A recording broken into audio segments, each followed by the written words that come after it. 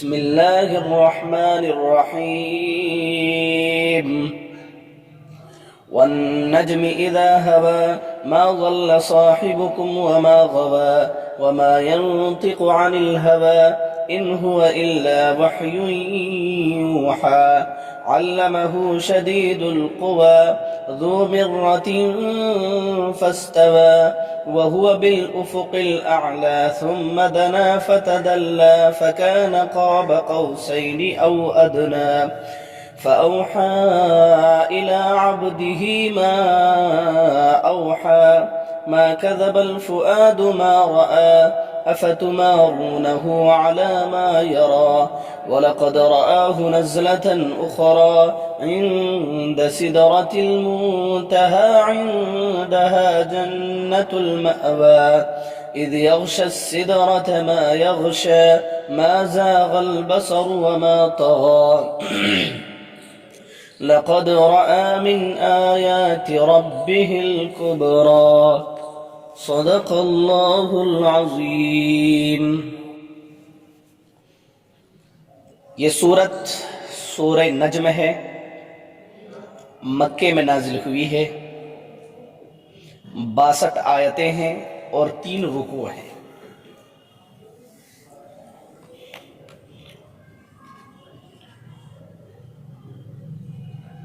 یہ سورت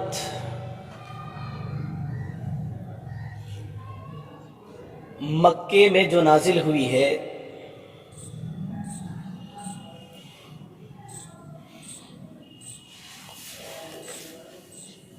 تو مکے میں سب سے اول وقت میں نازل ہونے والی سورتوں میں سے ایک سورت ہے، اور یہی وہ سورت ہے جس میں سب سے پہلے آیت سجدہ آئی ہے۔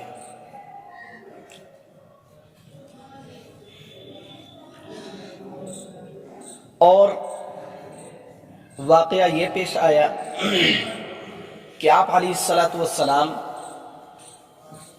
اس سورت کو علی الاعلان مکے میں تلاوت فرما رہے تھے، ایسے وقت جس وقت اس مجلس میں مسلمان کفار و مشرکین سارے موجود تھے۔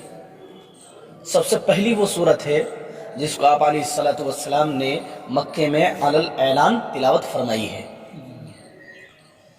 پھر جب آیت سجدہ پہ آپ علیہ السلام پہنچے تو آپ نے سجدہ کیا، اور آپ کے ساتھ ساتھ تمام مسلمانوں نے آپ کی اتباع کی،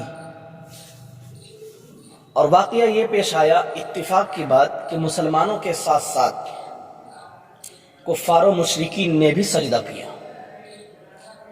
تمام لوگوں نے سجدہ کیا سوائے ایک شخص کے جس کے نام کے بارے میں اختلاف ہے، اور حضرت عبداللہ ابن عباس رضی اللہ تعالی، حضرت عبداللہ ابن مسعود رضی اللہ تعالی عنہما، حضرت عبداللہ ابن مسعود رضی اللہ تعالی عنہ جو اس حدیث کے راوی ہے، بخاری شریف کے اندر بھی یہ حدیث موجود ہے، حضرت فرماتے ہیں کہ وہ شخص جس نے سجدہ نہیں کیا تھا اس نے صرف مٹی مٹھی میں اٹھا کر اپنے پیشانی پہ مل لیا تھا۔ حضرت عبداللہ ابن مسعود رضی اللہ تعالیٰ عنہ فرماتے ہیں کہ وہی ایک شخص جنہوں نے سجدہ نہیں کیا، اور اس شخص کو میں نے حالت کفر میں مرتے ہوئے دیکھا۔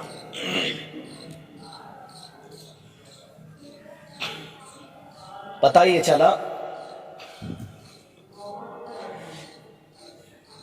کہ اس سورت کی پرشکوہ اور عمدہ مضامین کی بنا پر کفار و مشرکین بھی سجدہ کرنے پر مجبور ہو گئے۔ اس سورت کے اندر اللہ رب العزت نے آپ علیہ السلام کی رسالت کو بیان فرمایا ہے،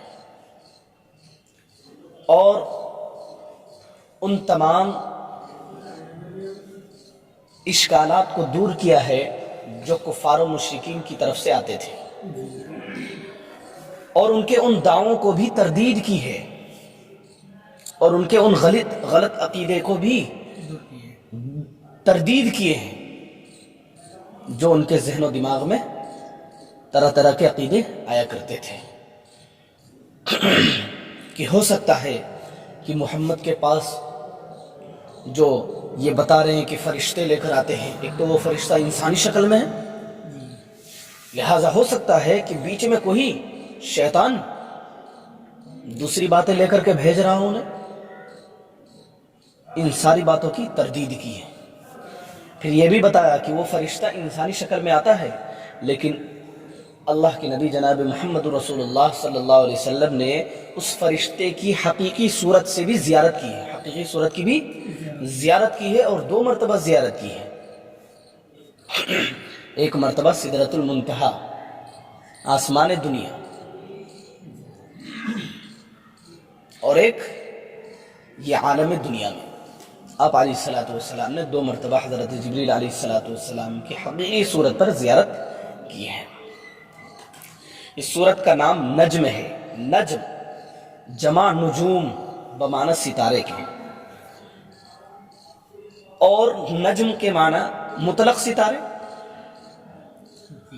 اور بعض حضرات ان ستاروں کو لیتے ہیں جو ثریا میں کچھ متعین ستارے ہیں، جو ثریا کے اندر کچھ متعین ستارے ہیں وہ بھی مراد لیتے ہیں، لیکن امام فرا رحمۃ اللہ علیہ اور حضرت حسن بصری رحمۃ اللہ علیہ نجم جمع نجوم اس سے مطلق ستارے مراد لیتے ہیں۔ اللہ رب العزت ستاروں کی قسم کھا رہے ہیں، نجم کی قسم کھا رہے ہیں، یعنی ستاروں کی قسم کھا رہے ہیں۔ ستاروں کے قسم کھانے کی وجہ کیا ہے؟ وجہ یہ ہے کہ جس طرح انسان ستاروں کے ذریعے سے، اس زمانے میں ستاروں کے ذریعے سے راستہ تلاش کر لیتے تھے، بھٹکے ہوئے مسافر کو بھی راستہ مل جاتا تھا،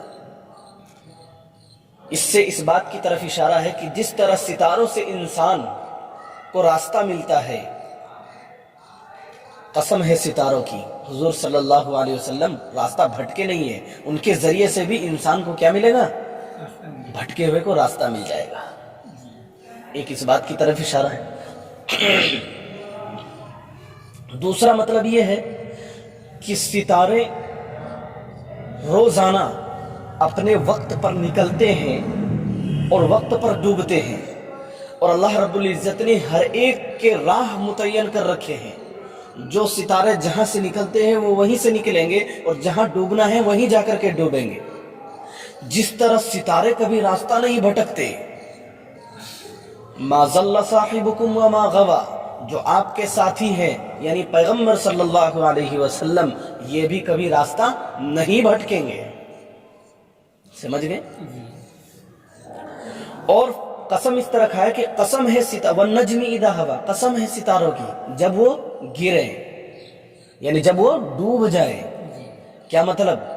مطلب اس بات کی طرف اشارہ ہے کہ جب ستارے ڈوبنے کے قریب ہوتے ہیں تو لوگ جلدی راستہ تلاش کرتے ہیں کہ جلدی سے تلاش کر لو ستاروں کی روشنی میں۔ یہ پہلے کے زمانے کی بات کر رہا ہوں کہ جلدی سے راستہ تلاش کر لو، ورنہ ستارے ڈوب جائیں گے تو پھر راستے نہیں ملیں گے۔ سمجھ میں آ رہی بات؟ کہہ رہے اسی طرح آپ علیہ السلام ہدایت لے کر آئے ہیں، جب تک یہ ہیں، وقت قریب ہے، جب تک ہیں لے لو جلدی ان سے، راستہ ان کے ذریعے سے حاصل کر لو، اگر یہ ڈوب جائیں گے پھر کہاں سے راہ یاب ہوگے۔ سمجھ میں آ رہی بات؟ اس بات کی طرف بھی اشارہ ہے۔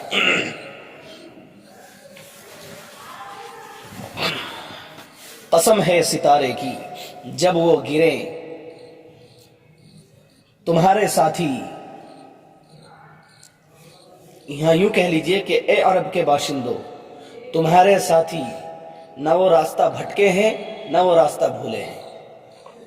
ان کا کہنا تھا کہ یہ راستہ بھٹک چکے ہیں، راستہ بھول چکے ہیں، یہ دوسرے مذہب کی طرف جا رہے ہیں، طرح طرح کی باتیں کر رہے ہیں۔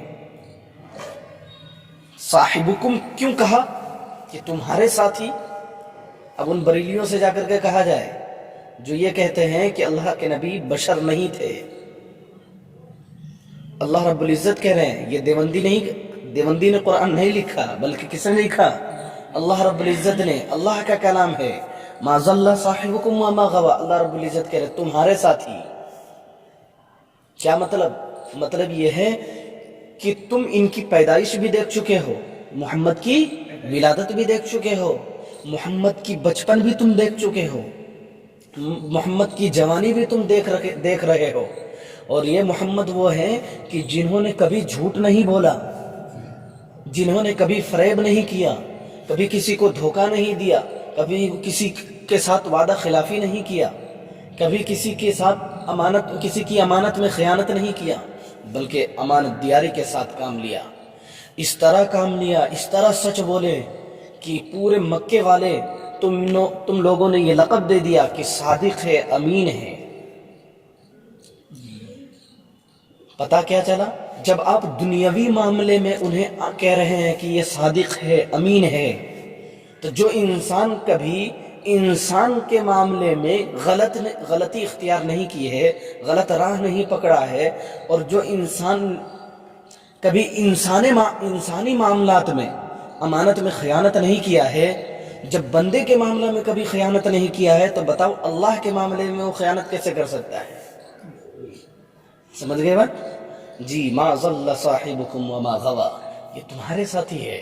صاحبکم کہنے کا مقصد سمجھ گئے؟ جی، تمہارے ساتھ پلے بڑھے ہیں، لیکن سنو، جب یہ تمہارے معاملے میں کبھی غلو سے کام نہیں لیے ہیں، تو اللہ کے معاملے میں کیسے غلو سے کام لے لیں گے؟ قسم ہے ستارے کی، جب وہ گرے سے مراد ڈوب جائے، غروب ہو جائے۔ اے عرب کے باشندو، تمہارے ساتھی نہ راستہ بھولے ہیں اور نہ ہی بھٹکے ہیں۔ وما ينطق عن الهوى، اور یہ جو کہہ رہے ہیں نفسانی خواہشات سے نہیں کہہ رہے ہیں۔ وما ينطق عن الهوى، اور وہ جو کہہ رہے ہیں نفسانی خواہشات سے نہیں کہہ رہے ہیں، یعنی وہ یہ کہہ رہے ہیں، عرب والے یہ کہتے ہیں کہ اپنی نفسانی خواہش سے بول رہے ہیں اور اپنی جانب سے بات گڑ کر کے بول رہے ہیں۔ کہیں نا پچھلی سورہ طور کے اندر انہوں نے کیا کہا؟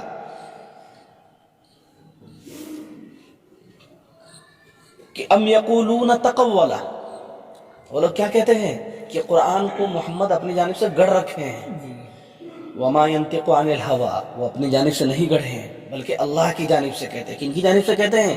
ان هو الا وحی یوحى، یہ خالص وحی ہے جو بھیجی گئی ہے، یہ خالص وحی ہے جو ان کے پاس بھیجی گئی ہے۔ جی، اللہ کی جانب سے وحی ہے، آپ ان پر شک نہ کریں۔ علمہ شدید القویٰ، ان کو سکھایا کس نے؟ مضبوط طاقتور شخص نے۔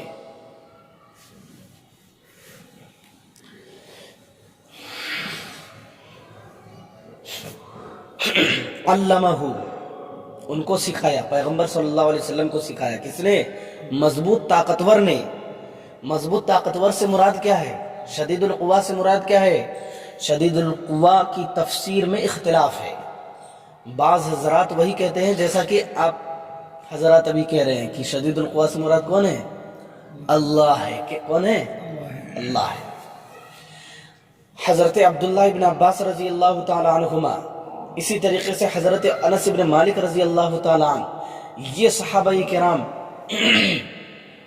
اس کی تفسیر یوں کرتے ہیں کہ شدید القویٰ، علمہ کی جو ضمیر ہے، کس نے سکھایا؟ اللہ نے سکھایا۔ وہ کیا کہ مراد لیتے ہیں؟ اللہ نے سکھایا۔ لیکن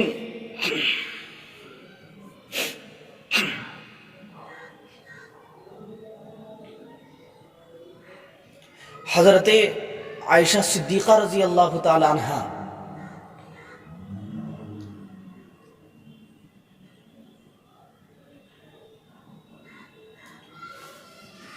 حضرت مسروق رضی اللہ تعالی عنہ نے، ایک روایت ہے کہ حضرت مسروق رضی اللہ تعالی عنہ نے حضرت عائشہ رضی اللہ تعالی عنہا سے گفتگو فرما رہے تھے اللہ کی رویت کے بارے میں، کہ حضور صلی اللہ علیہ وسلم نے اللہ کے ساتھ اللہ کو دیکھا ہے یا نہیں سدرۃ المنتہا میں۔ تو آیت یہی پیش کیے وَهُوَ بِالْأُفُقِ الْأَعْلَى ثُمَّ دَنَا فَتَدَلَّى فَكَانَ قَابَ قَوْسَيْنِ أَوْ أَدْنَىٰ۔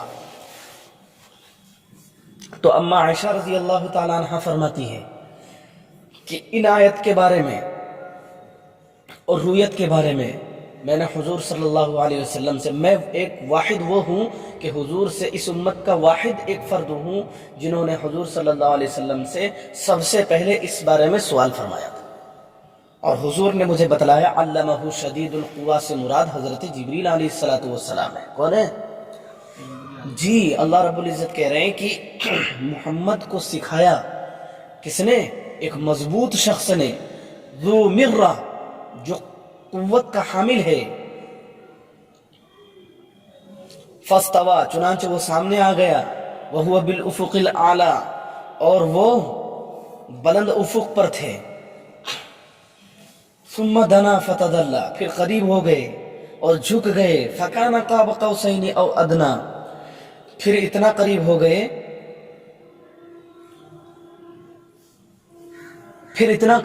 گئے، کہ دو کمان کے برابر فاصلے کے قریب ہو گئے، بلکہ اور زیادہ قریب ہو گئے۔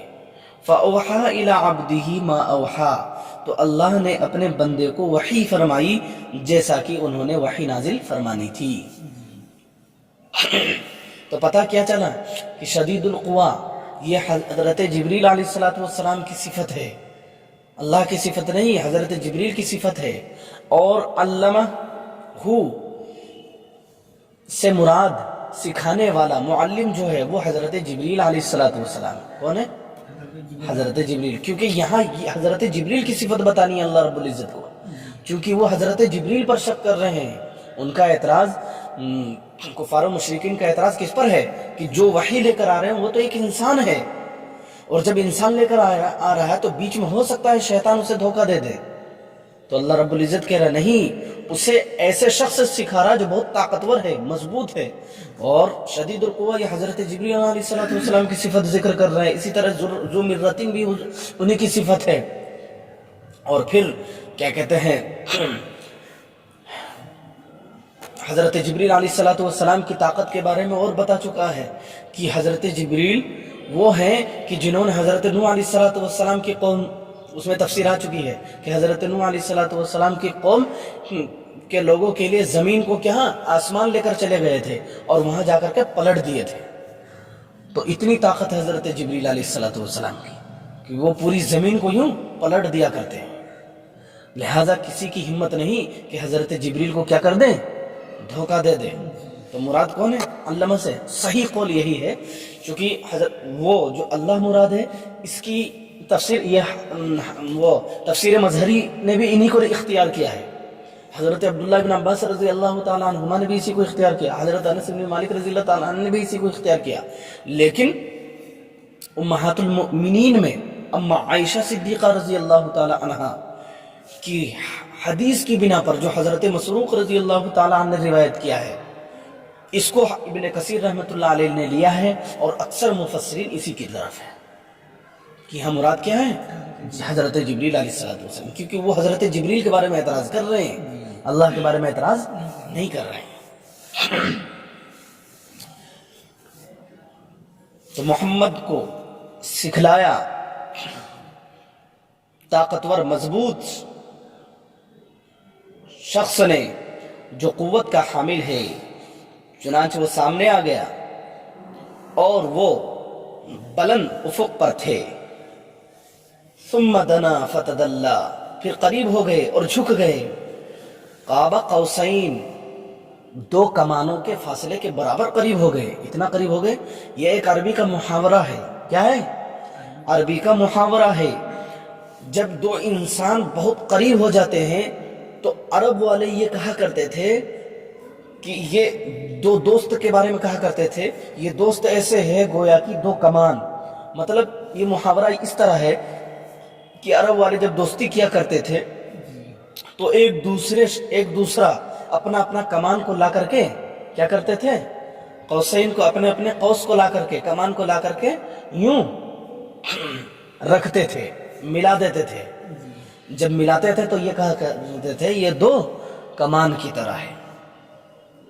او अदना, बल्कि इससे भी ज्यादा करीब, यानी जो अरब वाले दोस्ती करते हैं इससे भी ज्यादा करीब हजरत जिब्रील अलैहिस्सलातु वस्सलाम हो गए। चुनांचे आपने देखा फ़अौहा इला अब्दिही मा औहा, इसी तरह अल्लाह रब्बुल इज़्ज़त ने अपने बंदे को वही फरमाई जैसी वही फरमानी थी।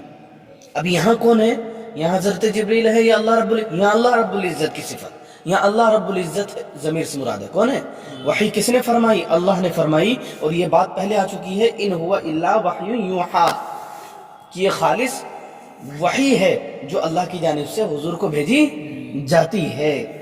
फ़अौहा इला अब्दिही मा औहा, तो अल्लाह ने अपने बंदे को वही फरमाई, यानी हुजूर सल्लल्लाहु अलैहि वसल्लम को जैसी वही फरमानी थी। मा कज़बल फुआदु मा रआ, जो कुछ देखा दिल ने गलती नहीं की। फुआद बमाना कल्ब, फुआद बमाना कल्ब, यानी अल्लाह के नबी जनाब मोहम्मद रसूलुल्लाह सल्लल्लाहु अलैहि वसल्लम ने हजरत जिब्रील अलैहिस्सलातु वस्सलाम को 2 मरतबा देखा है, समझ गए? और वो उन्होंने जो देखा है उसमें रत्ती बराबर गलती नहीं की, उनके दिल ने भी गलती नहीं की, समझ गए? बिल्कुल सही सालिम देखा है। अफतुमारूनहु अला मा यरा, क्या तुम झगड़ते हो उनसे उसके बारे में जो वो देख रहे हैं, जो वो देख चुके हैं? और वो क्या कहते हैं कि हजरत जिब्रील क्या है, इंसानी शक्ल में आते हैं, उसे शैतान धोखा दे सकता है। तो अल्लाह के नबी का फरमान कि वो 2 मरतबा हजरत जिब्रील को असली सूरत में देख चुके हैं। वलक़द रआहु नज़लतन उख़रा, अभी बात आई ने कि देख चुके हैं। वलक़द रआहु नज़लतन उख़रा, अब दूसरी मरतबा, और यकीनन उन्होंने एक दूसरी मरतबा देखा, एक दूसरी मरतबा देखा। जी एक मरतबा तो देखा, मा कज़बल फुआदु मा रआ, कि क़ल्ब ने भी क्या की, तस्दीक की। एक दूसरी में यकीनन उसने दूसरी मरतबा देखा। कहाँ देखा? इंद सिदरतिल मुंतहा, बेर के दरख्त के पास, सिदरत मुंतहा में। कहाँ? जी सिदरत मुंतहा एक बेर का दरख्त है, समझ गए? उसी के बगल में आगे कह रहे हैं इंदहा जन्नतुल मावा, उस बेर के दरख्त के पास क्या है? जन्नत मावा है। पहली बात, 2-3 बातें हैं। पहली बात यह है कि सिदरतुल मुंतहा के पास एक बेर का दरख्त है अर्श मुअल्ला में, वहां पे हजरत जिब्रील अलैहिस्सलातु वस्सलाम को उनकी असली सूरत पर हुजूर सल्लल्लाहु अलैहि वसल्लम ने देखा। ठीक है? दूसरी बात यह है कि उस बेर के दरख्त के पास जन्नत मावा है, यानी यहां से ये कहना चाह रहे हैं कि जन्नत और दोज़ख ये क़यामत के दिन पैदा नहीं होंगे, बल्कि पहले से ये पैदा हुए हैं, पहले से ये बने हुए हैं और अपनी जगह मुतय्यन है। चुनांचे जन्नतुल मावा, मावा कहते हैं ठिकाने की जगह को, मावा कहते हैं ठिकाने की जगह को, चूंकि ये जन्नत मोमिनों का ठिकाना है, मोमिनों का ठिकाना है, इसलिए इसे जन्नतुल मावा कहा। और ये जन्नत कहाँ है? सिदरतुल मुंतहा में, जिसकी छत अर्शे मुअल्ला है, जिसकी छत यानी 7वें आसमान में ये जन्नत है, 7वें आसमान में जन्नत है, और उसकी छत कौन क्या है? अर्शे मुअल्ला है, जिस पर अल्लाह रब्बुल इज़्ज़त कायम है। समझ में आ रही बात? जी, तो इससे एक बात ये भी पता चला कि जन्नत पहले से बनी हुई है। इसी तरीके से दोज़ख के बारे में चुनांचे सूरह तूर के अंदर आप पढ़ चुके हैं, वल बहरिल मस्जूर, पढ़े हैं वल बहरिल मस्जूर। जी, कि समंदर में क्या है? बाज़ ज़रात कहते हैं समंदर के नीचे जहन्नम है, समंदर के नीचे जहन्नम है। वल बहरिल मस्जूर से